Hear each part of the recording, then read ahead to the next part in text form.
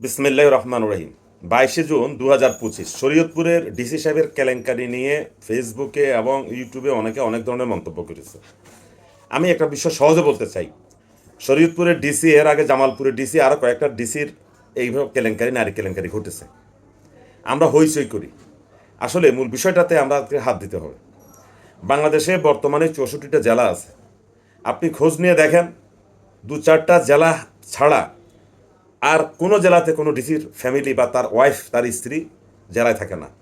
তারা সবাই থাকে কোথায়? ঢাকাতে। এমনি করে আপনি যদি যান জেলা পর্যায়ে, পুলিশ সুপার বলেন, তাদের তো অনেকের ছেলে মেয়েরা তো বিদেশে পড়ে, হয়তো তাদের ওয়াইফও বিদেশে পড়তে পারে, আল্লাহ পাক ভালো জানেন। আমি বলছি জেলা পর্যায়ের কথা। জেলা পর্যায়ের সিভিল সার্জন বলেন, এসপির কথা বললাম, এডিসি রেভিনিউ বলেন, এডিসি জেনারেল বলেন, এই ধরনের যত অফিসার আছে, জেলা জজ বলেন, সবার ফ্যামিলি কিন্তু বলা চলে ঢাকাতে থাকে। মানুষের একটা জৈবিক চাহিদা আছে। এখন একজন জেলা প্রশাসক, কাজের এত চাপ থাকে, পুলিশের প্রশাসকের তো কাজ থাকে যে তারা নিয়মিত তাদের স্ত্রীর সাথে তারা দেখা সাক্ষাৎ করতে পারেন না, ছেলে মেয়েদের সাথে দেখা সরাসরি সাক্ষাৎ করার সুযোগ পান না। দেখা গেল মাসে একবার বা দুইবার করে তারা যান, হয়তো একদিন থাকেন, দুদিন থাকেন, আবার তারা চলে আসছে তাদের কর্মস্থলে।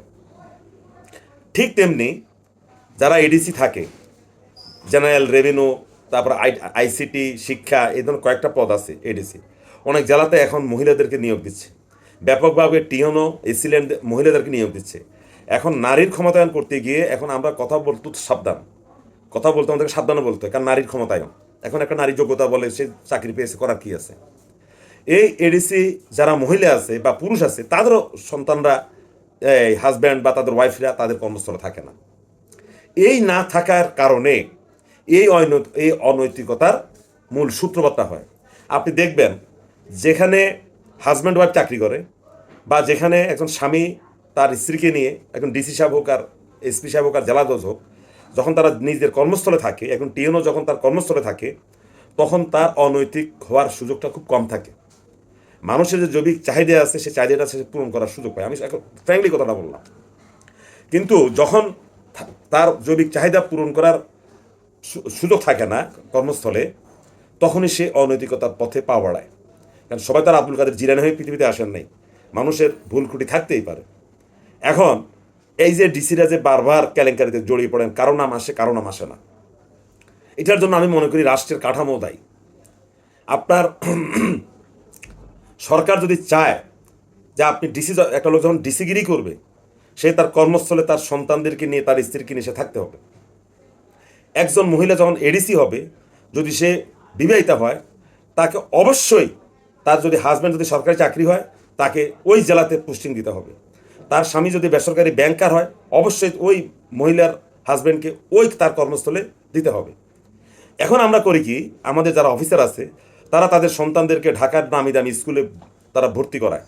এরপরে যেখানে চাকরি করে, হাজব্যান্ড দেখা যায় টেকনাফ, ওয়াইফ হলো তেঁতুলিয়াতে, বাসাতে কাজে বুয়া থাকে, দুইজন দুই জায়গা থেকে মাঝে মাঝে আইসা সন্তানের সাথে সাক্ষাৎ করে। এই যে মূল বিষয়টা হলো এখানে, এই অনৈতিকতার সুযোগটা হয় এখানে।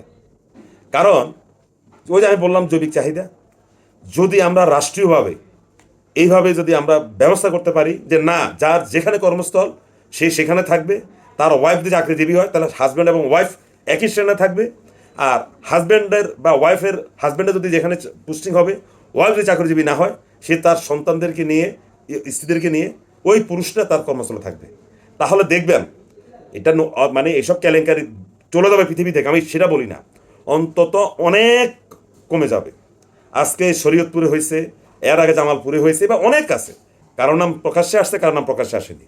তো যাই হোক, আমরা মনে করি সবাই দাবি তোলা উচিত, প্রত্যেক সরকারি কর্মচারীকে তার কর্মস্থলে থাকতে হলে তার স্বামী বা স্ত্রীকেও থাকতে হবে। ধন্যবাদ সবাইকে।